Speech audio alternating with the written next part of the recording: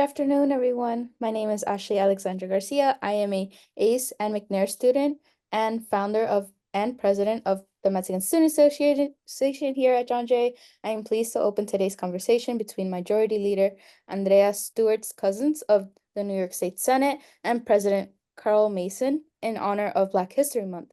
As the minorities institution, we are proud to welcome this very special guest to John Jay College's of virtual event.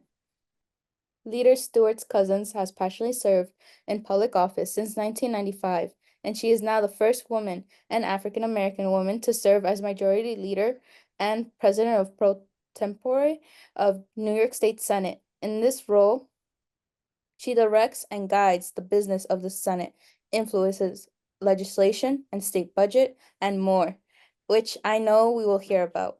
Under her leadership, the state Senate has passed legislative packages on advancing reproductive rights, victims' rights, voting protection, gun control reforms, increased funding for public schools and public higher education, stronger environmental protections, and more. It is evident that we have a passionate social justice leader at the helm of the state Senate. Minority Leader Stewart Cousins received her master's in public administration and bachelor's degree from Pace University. I am excited to hear insights and learn about her current work and plans for 2025 and 2026 legislative session. Today's conversation will be facilitated by our college president, Karol V. Mason, a legal pioneer and voice for equality and justice reform. Before joining John Jay College, Karol Mason served as a United States Assistant Attorney General and was the head of Office of Justice Programs at the U.S. Department of Justice. She also served as Deputy Associate Attorney General at the Department of Justice, where she managed the Office of Justice Programs, the Office of Violence Against Women, and the Office of Community-Oriented Policing Services. President Mason received her law degree from the University of Michigan Law School and her bachelor's from the University of North Carolina. I am thankful for the Office of External Affairs for arranging this program and for giving me the honor of introducing the event. Please join me in welcoming Major Leader Andrea Stewart's Cousins to the virtual John Jay. Thank you. Yes, thank you so much, Ashley. It is lovely to be here with you, with all of you. Thank you for your very kind introduction.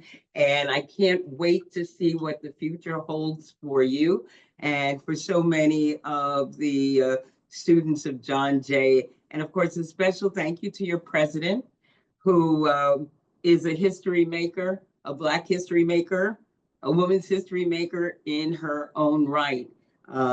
President Mason, thank you for being a role model and another barrier breaker who inspires people to go as high as they possibly can.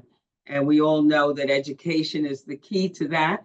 And that's why I always enjoy spending some time with folks who embrace education. And I try to give a little motivation, let you know that you're doing the right thing, because I grew up in a time where people of color, certainly women, were not really expected to go that far or to go that high.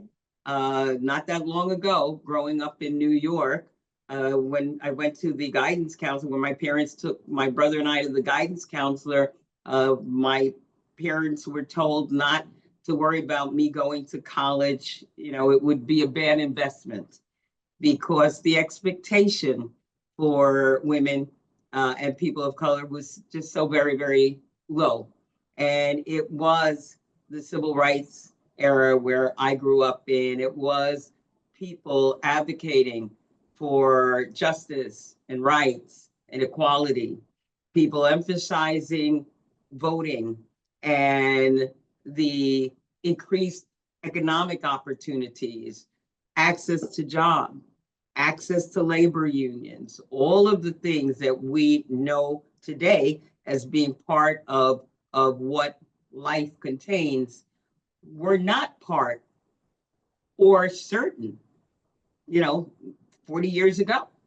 So what has happened, and I know there's a lot of questions. This is going to be a Q&A, so I won't go too much into my bio. I think we can interweave those things. But I think it's important to know that the reason why things changed so that you and your fellow students have opportunities is because people formed alliances. They understood that everyone needed to be treated equally and that should we work together, could be able to create more opportunities and nobody would lose because more opportunities were achieved. Everyone would not only be able to benefit, but bring their best and highest talents. I think that's what John Jay represents. So again, I want to thank you, Madam President, and all the faculty and the staff and everybody for encouraging the next generation of leaders. But you all are responsible for making sure that that ladder of opportunity continues to grow. And that's going to take participation like this. It's going to take voting. It's going to take civic activities, and it's going to take education so that you can tell the truth and you can know the difference and be able to act in a way that, again, brings light and not so much heat. So thank you. Well, Majority Leader Stewart Cousins, we are so happy to have you here at John Jay, but your audience is broader than John Jay. I've got a note from the president of the Graduate Center that he's on as well, Josh Brumberg. There are lots of folks who are anxious to hear from you. And so, as you know, you are our primary speaker for the celebration of Black History Month. And what I love about Black History Month and tying into what you said, it's important for our students to see the talented leaders who represent history, and also for them to know where they've come from so that they know where they're going. Because what you were intent on doing, as you talked about the ladders of opportunity in your role as majority leader and supporting education, you are making sure that those ladders are available to our students.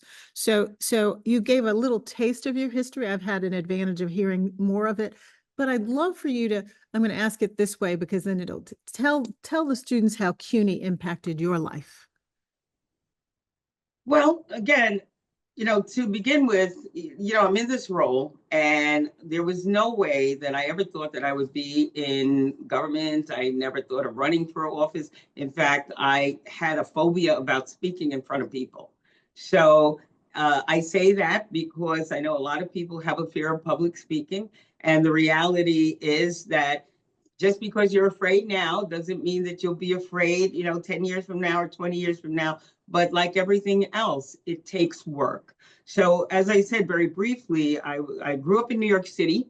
My dad was a World War II veteran, Purple Heart, Bronze Star, but he served in a segregated army. And when he came back, the opportunities weren't there.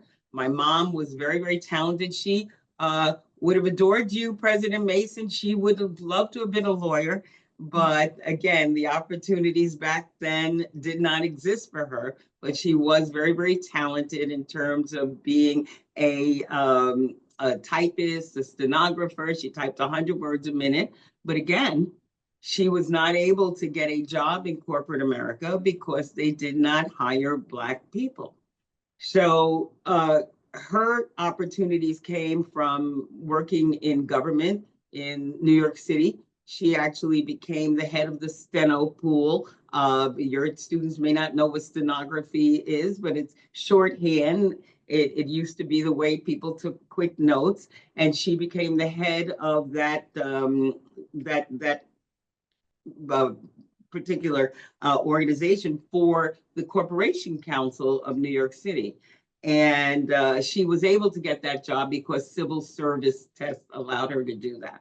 She left because she had 2 kids and daycare wasn't available. At that time, it wasn't, just understood that people needed daycare. Again, this is something that we have evolved into realizing that in order for not only our children to do well as they go into school, but also it leaves opportunities for economic growth for the family. If you can have safe places to leave the kids, but she didn't have that. And I grew up, I was pretty sick, but I also, again, grew up in a time where my options as society presented them were very, very limited. I could be a teacher. I could be a homemaker. I could maybe be a nurse. They had very, very small little categories where women actually would be able to land. And my mother, however, was really strong about education. And she said, you know, make sure that if you get an opportunity to learn as much as you can, because nobody could take that from you. And so I always took that to heart. She and my dad were great. Faith, family, education, community, that's what we did.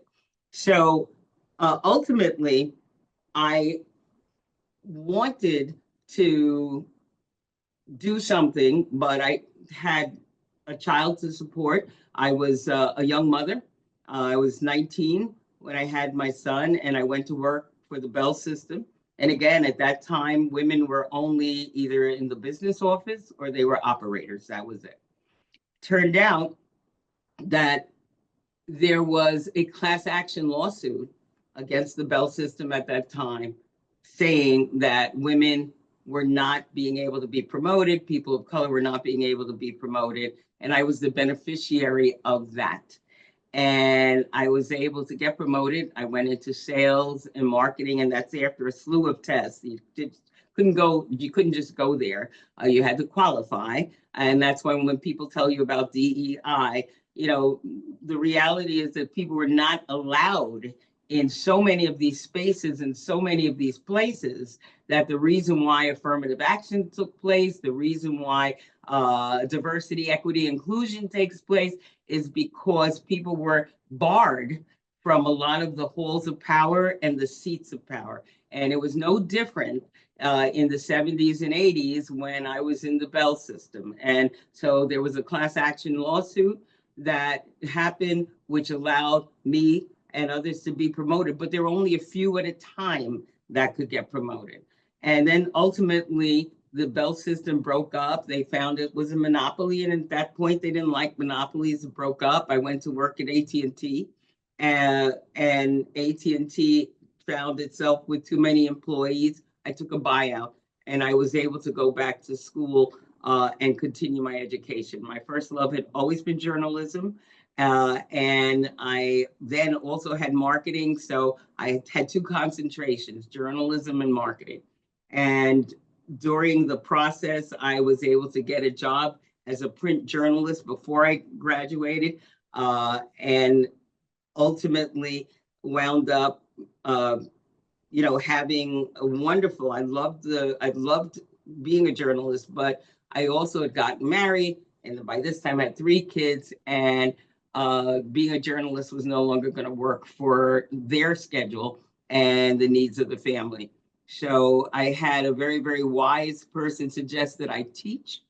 And I applied as a substitute teacher in the city of Yonkers. And it turned out, after I'd read Marva Collins, who did an incredible job with kids who were just thrown away in the Cabrini Green projects and in the school system, and she brought them to her home and made scholars out of them. That was my first introduction into teaching. I read that book, I applied, and I got to work in the Yonkers schools, and turned out I was rather good at it. And they gave me a class, and I thought I was going to teach forever. But I knew that if I was going to teach forever, I needed to have my certification. I needed to be able to compete, because quite honestly, they wanted me to do certain things that I was not able to do because I had not done my teaching certification. So I looked around, and there was Lehman College that allowed me to work, to go to school, to get my teaching credentials. And even there was a Dr. Doris Dingle, who's since passed, but she arranged for me to do my student teaching at night. So I never had to stop work during the day, and I completed all of my certification and was able to go and become a qualified teacher. On the way to that, however, I started dealing with politics because in the city of Yonkers, where we had moved to, there was a lawsuit that wanted to desegregate the city. Now, my husband and I had moved from New York City to Yonkers, uh, basically, for quality of life issues, parking, just trees, for those kinds of basic things. We moved into a place that we thought was just very much like New York City. But I think we must have moved onto the Mason-Dixon line, because where we moved, everybody was there. And we thought the entire city was that way, only to find out there was a lawsuit that the NAACP had brought against the city for intentionally segregating the city. And here we were. All of a sudden, I realized I had kids who were going to the schools, and that had I applied to live north of where we actually wound up, living, it would have been impossible. It was all white. I could not have probably gotten anything on the east side of town. All of the people of color and low income was in Southwest Yonkers principally. And there was a mayoral race, and there were three candidates. Two candidates did not want to desegregate the city. One did. And I also had a friend who works with me to this day who wanted to be a city councilwoman, the first African-American city councilwoman. And with my background of sales and marketing and customer service and communications and teaching and journalism, she asked me to help with her campaign. And when she won the primary, then I helped the person, the only one who wanted to actually comply with desegregating the city. And I want to take a moment to talk about that, because during, not only were there two candidates who did not want to desegregate the city, there was also a city council who was willing to be fined $1 million a day by the federal court rather than comply with the desegregation order. And this is when it hits you about, how government matters and who sits in those seats matter. So after my friend, Simra Brandon, won the primary, essentially the election didn't happen until November, but once you won the primary in this race, you knew you were going to win. I was able to help the person who would be mayor, Mayor Zaleski, and he won. And he asked me to join his administration, and I did. I wasn't looking to be in government at all, but here I was. And he asked me to join as the director of community affairs. My job was to bring community who had been locked out of government and participating in civic life in a real way and bring them in. And also my job was to keep people who had always had the privilege of being part of the, to kind of, keep them there and get people to understand that, again, there's room at the table for everybody. But also when I was given this opportunity, the importance of government, I think for the first time crystallized for me too, because as I said, my dad served as a segregated army. He came back to a segregated country. And by the way, the GI Bill and the other benefits that his white counterparts had to buy a home without, down payments or this or that, did not apply to Black soldiers. In fact, Levittown, which was the first suburb in the country, had a very clear covenant that it could not be sold to Blacks, could not be sold to Jews. So this was the way it was. We grew up in public housing because the alternative for GIs like my dad, who were not given the benefit, was public housing. And I grew up in Amsterdam houses and took advantage of public schools as well. And so fast forward, when I realized in this position in the city of Yonkers that it was the same government, the same principles essentially, that segregated the army and then desegregated the army, the same government that didn't allow my father to have GI benefits, although he was a GI who had been wounded in defense of his country, was the same government that provided public housing, the same government that provided public schools. And essentially, it was the same government that allowed for a class action suit that let me get promoted after government allowed corporations to discriminate against me and my parents and my brother. Same government. So same government that said to the city of Yonkers, you must desegregate, was the same government that allowed for years and years of discrimination. And so it became clear that who's sitting in those seats, the vision that they bring, the energy that they bring with expanding what government can mean for all of the people that it serves is so important. And so when I got into that opportunity, I decided then and there that I was going to use the opportunity to remove barriers. So I thought that I was going to teach. I bet I still do in many different ways. But I think the important thing to answer your question is that when I had to make a career decision based on family, based on my desire to be part of my kids' life and do something meaningful, CUNY was there. And they were there affordably, accessibly, and they met me where I was. They made my schedule, they made their schedule work around my schedule so that what the next chapter had for me, I was prepared for. And I will always be grateful to CUNY and always support what you do. And we are grateful for your support. And Jeff is going to be coming on to ask you a question. You are still educating, because this whole conversation, which we're recording and we'll be saving, is part of what our students need to hear about how you started on one pathway, and faced many obstacles. I would love for you to be able to see that guidance counselor today and talk about what an investment in you has produced for all of us. So I want you to see what your investment is producing here at CUNY. So Jeff, come on and ask your question.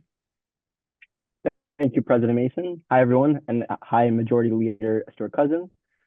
Just to briefly introduce myself, my name is Jeff Matthew, and I'm currently a senior at John Jay College. I'm majoring in criminology with a double minor law and political science. I've strived to be as involved as much as possible, whether that's through student council as a senior representative, ACE program, Accelerate Complete Engage, Urban Male Initiative program, the Pre-Law Institute, and the External Affairs program itself as an ambassador. My goal after graduation is to attend law school and pursue a career in the criminal defense field. As for my question, for students interested in a career in the public service or government, can you give us some insight into how you identified what opportunities, preparation, and skill sets you need to be successful in pursuing your role? Thank you, Jeff. It's really lovely to meet you as well. And I'm very excited for what you're going to do. And certainly, there are so many ways that you could be involved in public service. There's so many ways that even someone, who's just interested in public policy can enter into the field. Someone like me, I have a lot of staff people doing a lot of different things. They work with constituent services, a lot of policy issues that actually we wind up voting on, we get from people just like you. People who are experiencing difficulties in one way or the other, or there's some law that should be created because, people are being abused. We find out from our communities. So the skills that you have is you have to be willing to talk to people. You got to also be willing to listen to them. You have to feel like you could solve problems. Nobody likes somebody who just comes up to them, gives them 10 different problems, and then just throws it in your lap and walks away. Everybody likes people who, this is a problem, and then this might be one way to solve it. So if you like to solve problems, that's also a good indicator that you would be great in public service. Um, like I said, you like to talk to people, listen to people, and want to help people, you're a good candidate for public service. You may not necessarily love to orate. You may feel uncomfortable, as I did at one point, not during my life in public service, but prior to that. Uh, but there's a lot of behind the scenes work. There's research.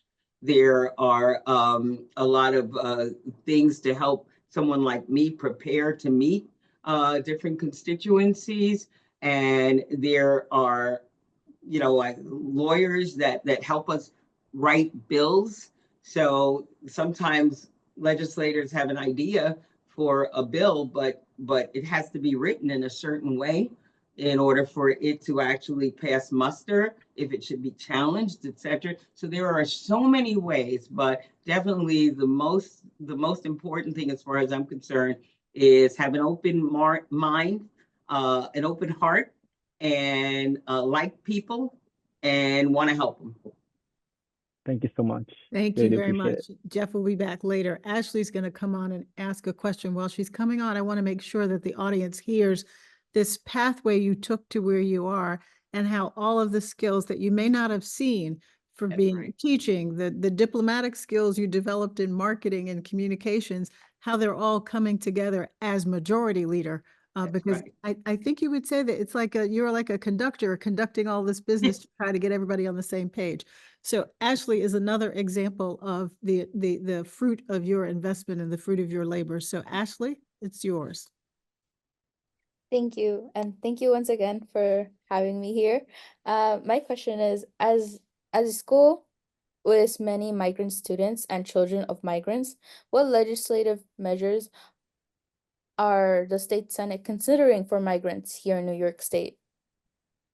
I'm so happy to be the leader of a conference that has always understood that New York and the opportunities that exist here in New York are really for everybody. And so we were, very, very early on, some of the first things that we did was the Jose Peralta Dream Act. And the Dream Act allowed for children who, were undocumented, whatever, to be able to take advantage of some of the financial rewards that everybody else could apply for and take advantage of. Because we understand, as I said, that an educated population is an asset for us. So we were also able, and we're being sued at this point for the green light legislation. Again, it was legislation that allowed for undocumented people to have driver's licenses and be able to drive legally.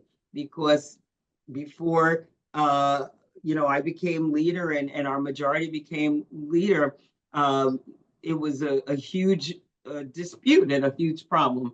And people were afraid to, pick up their kids at school if there was an emergency, or drive them to the hospital, or go to work. And yet we knew people were doing that. And so it seemed that we needed to find a way to make sure that people could not only pursue their dreams, but do it in a way that was safe and for everybody. So we passed that. And during COVID, when there was, the inability for people to go to work, we, again, under my leadership, passed the Excluded Workers Fund, billions of dollars that went to the workforce who were undocumented, but allowed for people to be able to get resources like everybody else during the time that people could not go to work. Protecting people from being arrested, and while they were going to different places, as part of also what New York is really very clear about. And we will continue to do things to protect our community, the people in our community, and make sure that we're not putting folks in position where because of state government, you are fearful and not going about the business that you have to go about. So we are continuing to look at things that we can do. And like I said, we understand that New York is New York, and we have an allegiance to that lady in the harbor. Oh, absolutely. Music to our ears, especially here at John Jay, where we're fierce advocates for justice. So, as I mentioned earlier, when you gave your opening remarks on January 8th, it was before the inauguration, but you were clairvoyant and you said, when others seek to divide, we stand united and tall. We do not just endure challenges, we meet them head on and lead the way for the nation. Now that we have a better sense of what it is we're dealing with, what are your thoughts about how New York can lead the nation through by showing people what can be in this wonderful country and using the vision and energy you said that's the power of government? Yeah.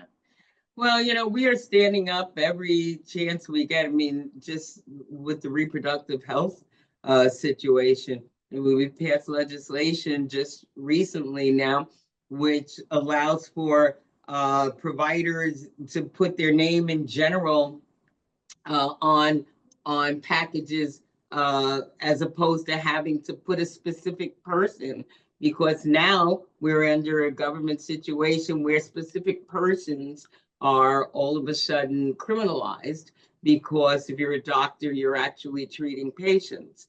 And also we had the SHIELD law, as you know. There's an attempt to extradite a doctor who again provided medication for a patient, and because we have our SHIELD laws, we are not extraditing anybody.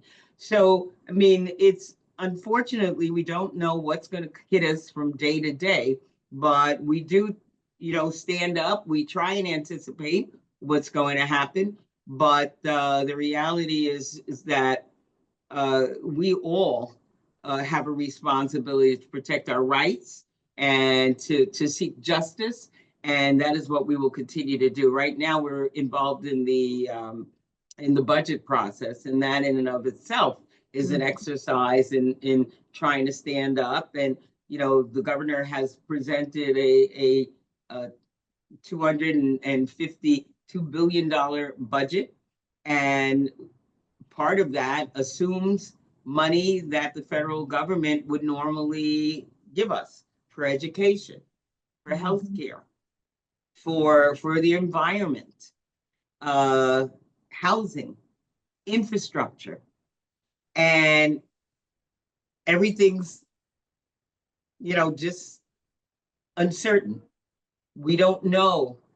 Apparently, the House bill passed that allowed for $880 billion to come out of Medicaid, Medicare.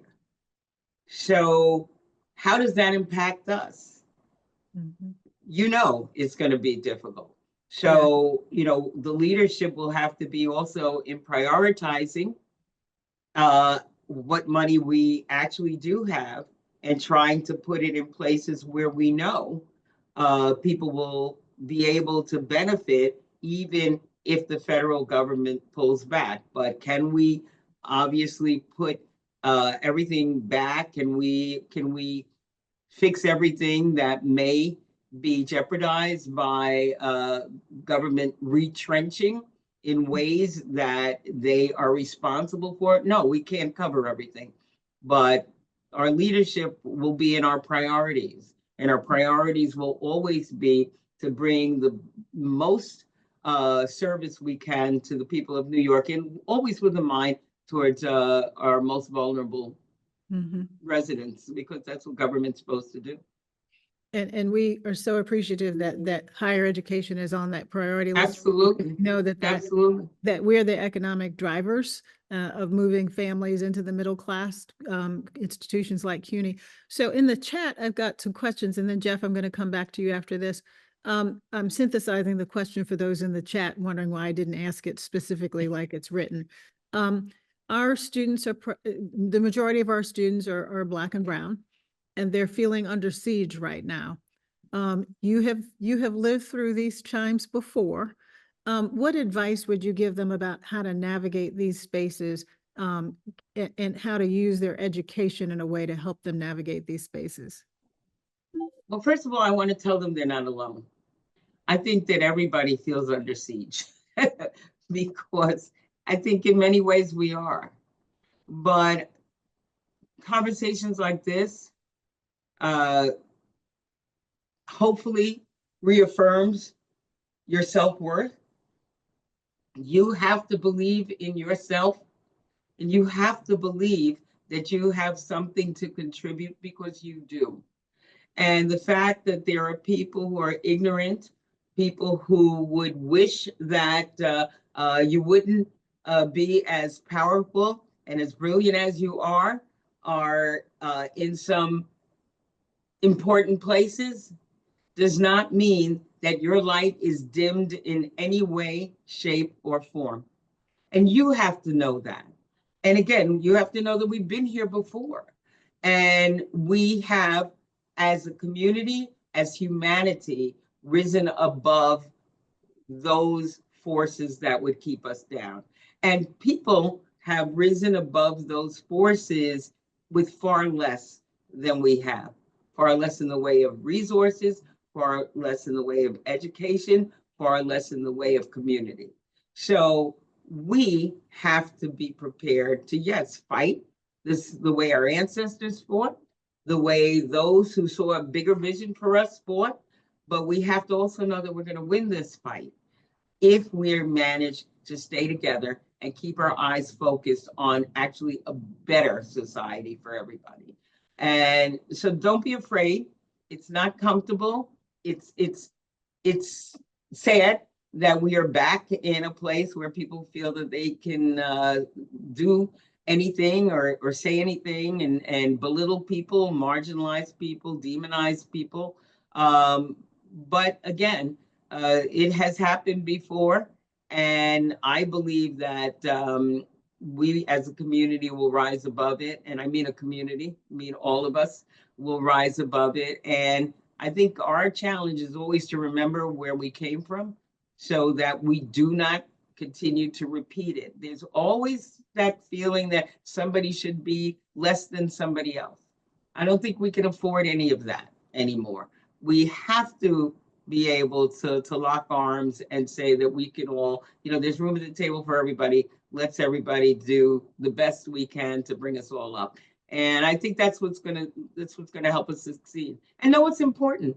I mean, I think we're looking at a place where people are extremely greedy, and it seems that everything is about gold, and it's about who's got more money than the next person and the next person. And people need to know that their value is not in how many dollars you have. The value is in the quality of your character and who you are as a person, in your ability to see people and to respect them and to give of yourself on behalf of others. That's the value. And I think if we remember what true value are and act in that way, we will be able to succeed. Thank you. And Jeff, as you're coming on, and I hope that our students really see the living example of what the brilliant believing in yourself means and the brilliance and how you can use that. She is the leader of the Senate. First woman, first Black person leading the Senate, when she was told by her guidance counselor, it's not an investment to invest in her education. So use history to encourage you. As you said, you wanted to motivate us. Well, your very presence is inspiring and motivating. And so, Jeff, you got the next question. Thank you, President Mason, again. Hi again, Majority Leader. At John Jay, we encourage our students to be fierce advocates for justice. And in your role as President pro tempore and Majority Leader of the New York State Senate, you advance social justice causes through passing of legislation and negotiating and approving a budget. Which aspects of social justice are you most passionate about, and why? I guess for me, social justice is education for me. I just really believe that if you know better, you'll do better. And that's why we really, really invest. And we're talking pre-K through 16 and CTE. And, I'm interested in people having access to quality education because I do believe people will be better off if they, have information. And also, I'm passionate about justice, period.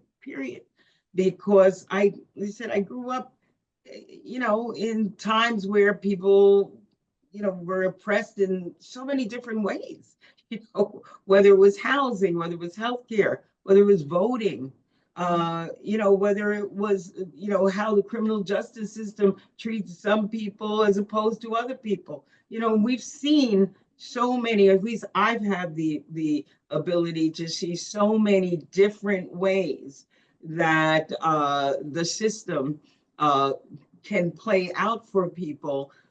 As I said, from the time I had the privilege of joining the mayor back in 1992 in the city of Yonkers, it crystallized for me that I could create opportunities, I could build walls, or I could remove barriers.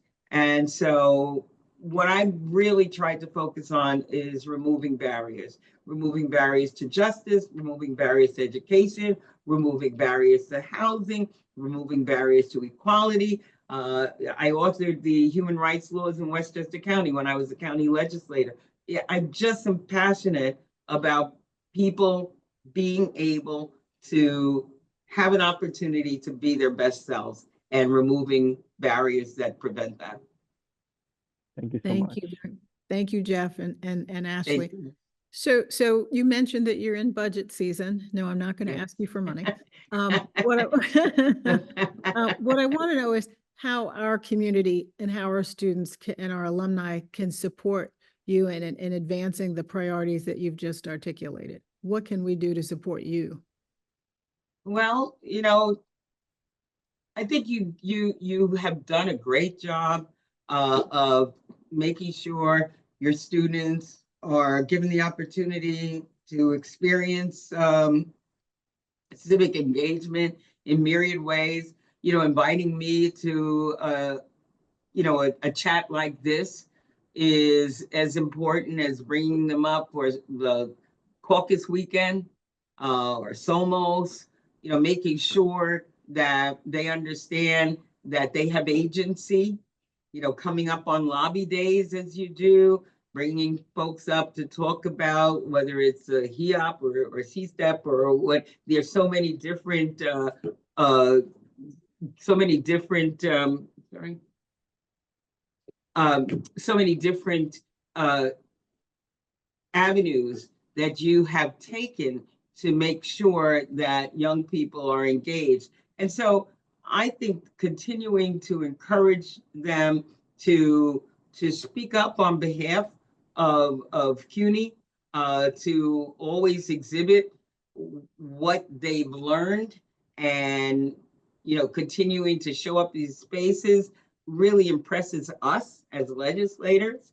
And again, if we had any doubt about the investment and the difference that CUNY makes when we see our CUNY students and we see, all that they represent and the potential and the enthusiasm, we can't help but listen and want to continue. And I think, I'm very proud to say that certainly since I've been leader, and along with my colleague in Speaker Hasty in the Assembly, there's been more investment in CUNY and SUNY and like I said, all phases of education. And, like I said, to the extent possible, we will keep that going. But it's good for your young people to keep showing up. And you are so right. It makes a difference who's in the leadership and who's in It the does. And in my 7.5 years here, I've seen the difference that your presence and your leadership has made for the investment in CUNY. And we thank you because we wouldn't be where we are today without your and Speaker Hasty's investment in CUNY. So I know that you're going to get called away soon, but I want to ask a happy question. They've all been happy questions. Well, this is particularly especially happy. One of our writers, who it'll be interesting to see how she writes up about this. Black History Month is a celebration of contributions in our history. And so she asked, what are you most proud of when you think back about Black history in this month? What, and I can't, I'm not going to say one thing. What are some of the things that bring you joy, that bring you inspiration and encouragement and keep you lifted through this? Like you said, I talk about my mother and the opportunities that she didn't have, and she never got a chance to see me as senator. But I know how much she poured into me, and the dreams of something, changing that would allow for my life and my daughter's life and my granddaughter and my grandsons and my son's life. So that brings me joy that she didn't see it, but there's a different path that's charted. I am happy to stand on the shoulders in the Senate of the first African American woman senator, who happened to be Constance Baker Motley. Mm-hmm. And when you think about Constance Baker Motley, you have to think about Brown v. Board of Education and how she worked with Thurgood Marshall before he became the first African American Supreme Court justice, to desegregate the schools back in the 50s, and she became the first Black borough president of Manhattan, and she was the first Black senator.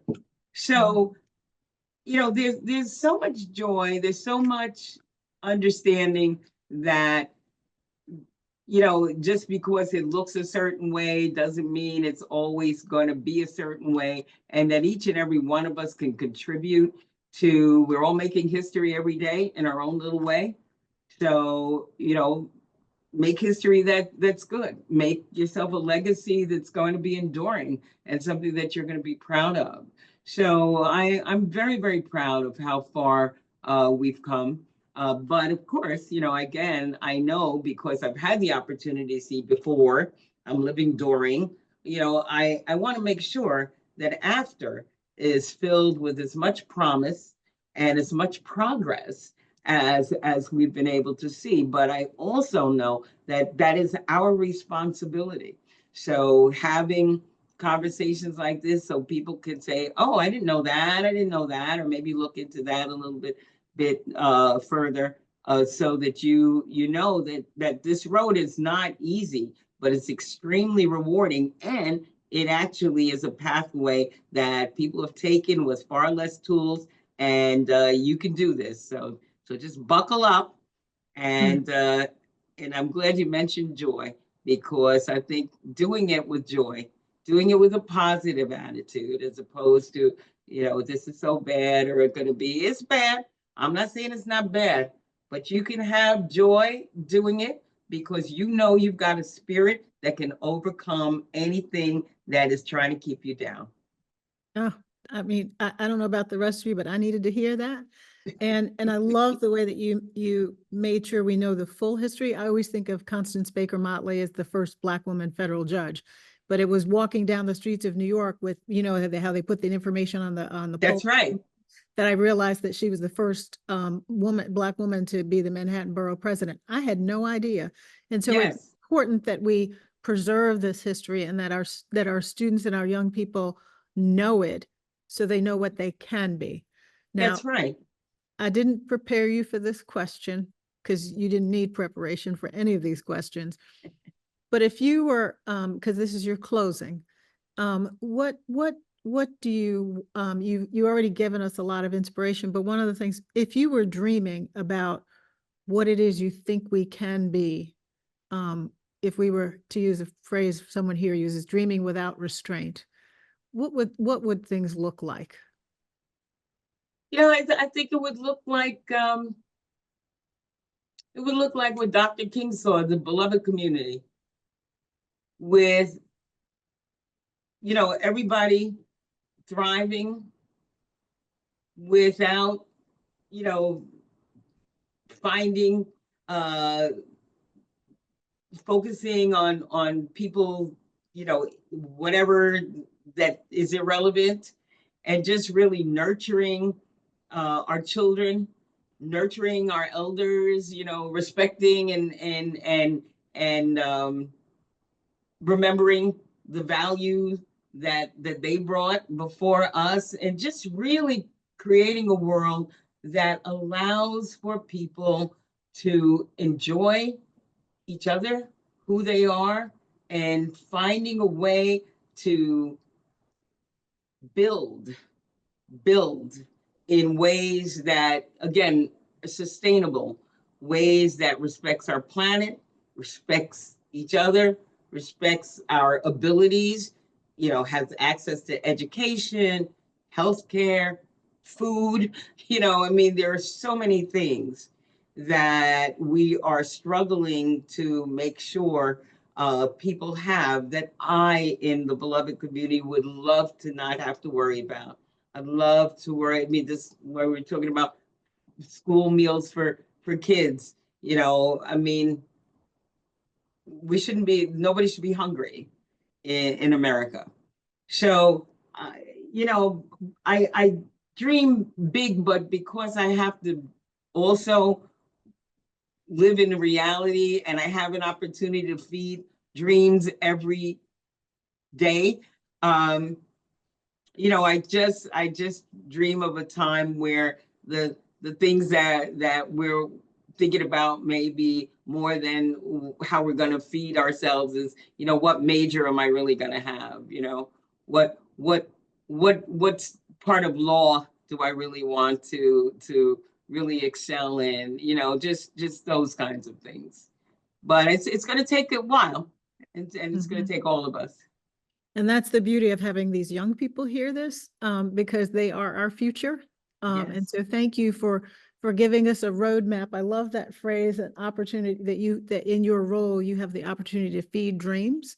And Every day. And we are so grateful for the investment you make in CUNY that feed the dreams of our 250,000 plus students, plus the other 250 who take other courses and certifications as you did through CUNY.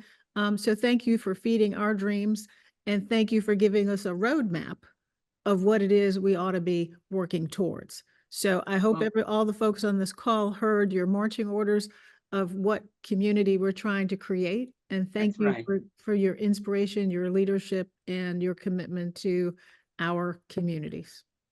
Thank you so much, Madam President. It has been a pleasure.